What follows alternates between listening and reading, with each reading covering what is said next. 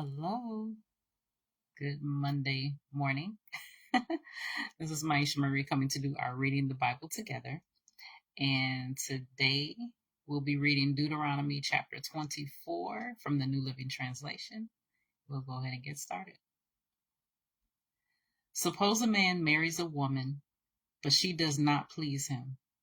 Having discovered something wrong with her, he writes a document of divorce, hands it to her, and sends her away from his house. When she leaves his house, she is free to marry another man. But if the second husband also turns against her, writes a document of divorce, hands it to her, and sends her away, or if he dies, the first husband may not marry her again, for she has been defiled. That would be detestable to the Lord. You must not bring guilt upon the land the Lord your God has given you as a special possession. A newly married man must not be drafted into the army or be given any other official responsibilities.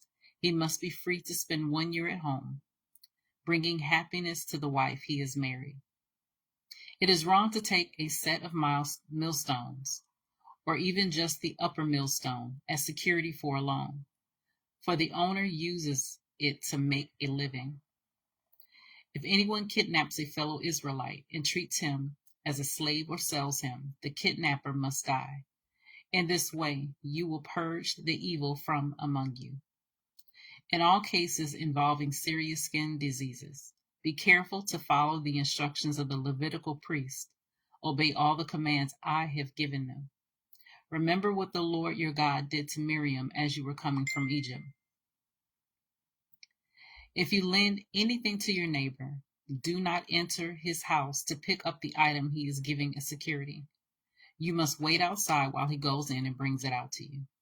If your neighbor is poor and gives you his cloak as security for a loan, do not keep the cloak overnight. Return the cloak to its owner by sunset so he can stay warm through the night and bless you, and the Lord your God will count you as righteous. Never take advantage of poor and destitute laborers, whether they are fellow Israelites or foreigners living in your towns. You must pay them their wages each day before sunset because they are poor and are counting on it. If you don't, they might cry out to the Lord against you, and it would be counted against you as sin. Parents must not put to death for their sins, must not be put to death for the sins of their children, nor children for the sins of their parents.